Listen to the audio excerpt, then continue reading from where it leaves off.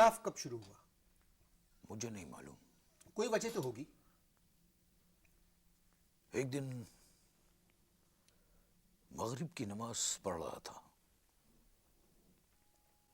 میرے دونوں بیٹے آ کے بیٹھ گئے. میں نے دعا مانگنے کے بعد ان کو دیکھا اور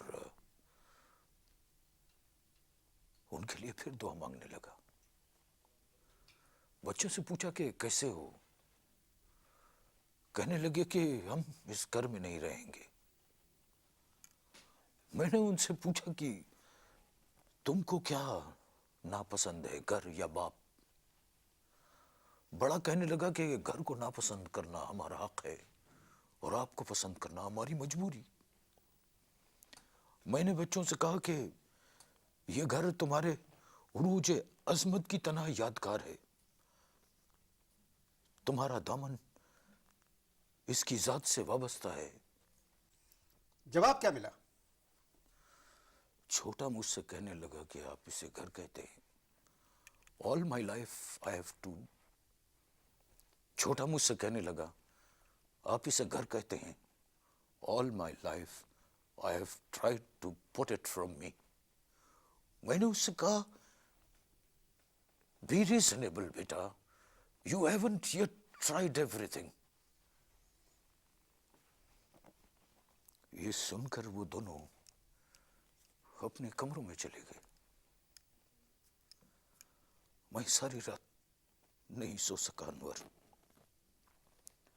جاگتا رہا میں ساری رات اور بار بار جا کر ان کے چہروں کو دیکھتا تھا، ان کے سوئے ہوئے چہروں کو دیکھتا تھا بار بار. ایسا لگتا تھا جیسے وہ ایک نیا خواب دیکھ رہے ہیں، ایک نیا گھر دیکھ رہے ہوں. پھر کیا ہوا؟ کچھ نہیں. دوسرے دن صبح وہ لوگ مجھ سے ملے بغیر کالج چلے گئے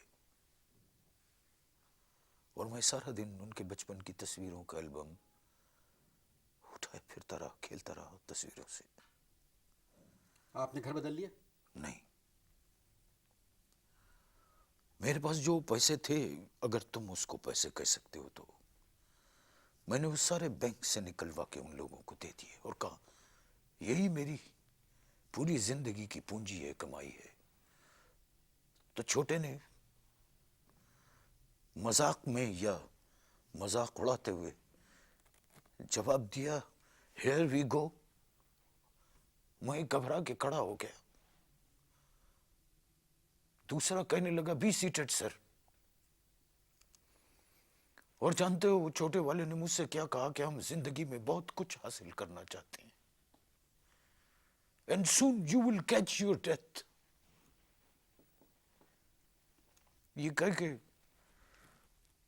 وہ دونوں پیسے لے کے کمرے سے چلے گئے اور میں کھڑا سوچتا رہا کہ یہ سب کیا ہو گیا. اقبال حالی رشید احمد صدیقی کی کتاب کے اور آقے کے کر کے میری آنکھوں کے سامنے اڑنے لگے انور. مکان کی دیواروں سے بچوں کی تصویریں ایک ایک کر کے غائب ہونے لگی. اور دوسرے دن وہ دونوں گھر چھوڑ کے چلے گئے.